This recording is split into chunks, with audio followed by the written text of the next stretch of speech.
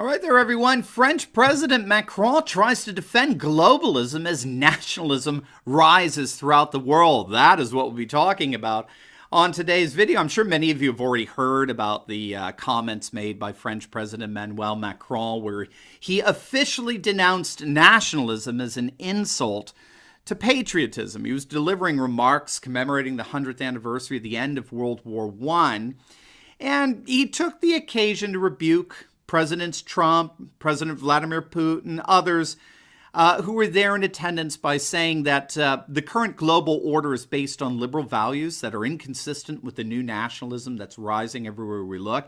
And he actually claimed that the millions of soldiers who died in World War I did so to defend what he called universal values, which, as it turns out, are merely globalist values, and that they fought to reject the selfishness of nations only looking after their own interests. In so doing, he claimed that patriotism is exactly the opposite of nationalism. Now, of course, the corporatist globalist media is just cheering this speech as a much-needed rebuke against the likes of Trump and Putin and others. But really, when we take a closer look at things, I think we'll find there's really nothing there for them to be cheering about in the least. First, this whole patriotism versus nationalism distinction is completely and totally artificial. It's simply the invention of globalists who they're trying to get the nationalist genie back in the bottle, but it's not going to work. It's a distinction without a difference.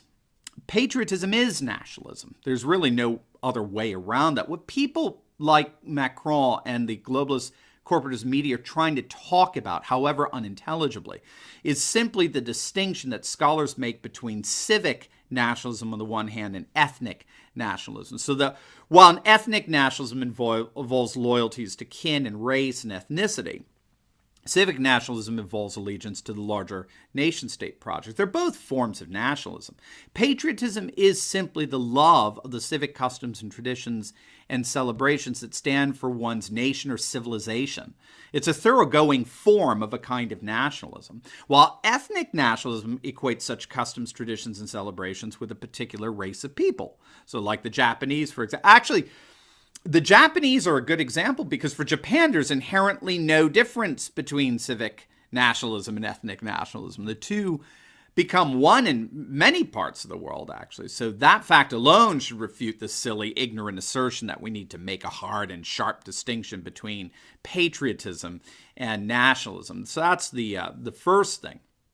The distinction between patriotism and nationalism, it's a distinction without a difference.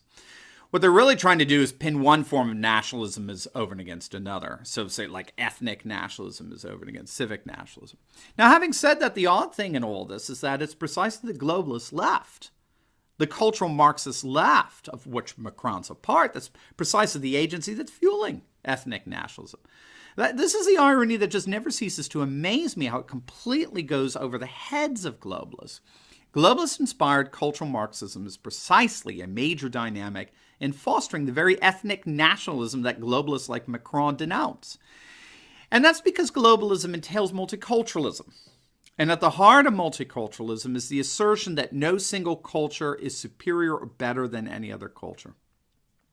And what multiculturalism does is it basically relativizes all values, traditions, cultures, religions as a being of equal value, which in turn requires that cultures and values that once dominated a nation's population has to be marginalized in order to make room for what were once peripheral and indeed foreign cultures and values.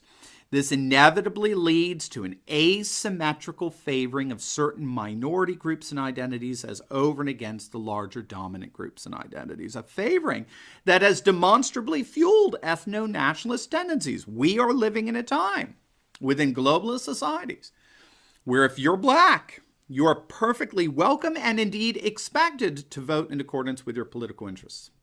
If you're Latino, you are perfectly welcome and indeed expected to stand up for and vote your political interests. If you're Asian, if you're African, if you're Middle Eastern, if you're Muslim, if you're gay, if you're transgender, whatever, you are most certainly invited, indeed encouraged, to vote in accordance with your cultural and racial interests.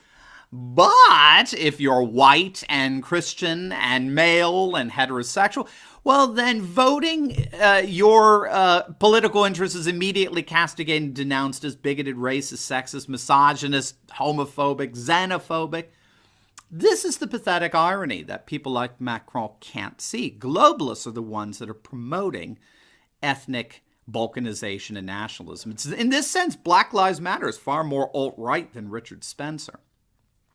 And again, this is especially true in France, where you have a number of areas that are basically little Cairos, Muslim-dominated enclaves, these infamous no-go zones in Paris where police won't even step foot in. How's that for our happy, globalist, multiracial, multi-ethnic solidarity? Physician, heal thyself. But more than all that, what globalist elites continue to ignore and overlook is what's perhaps the single major concern of the growing nationalist, populist, traditionalist movements around the world.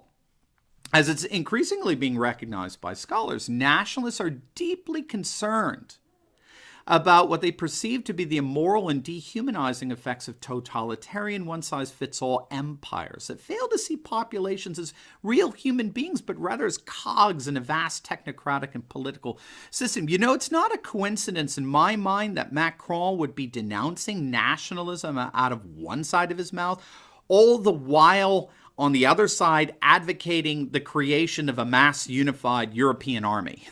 Right? Even Trump himself recognized the irony in this.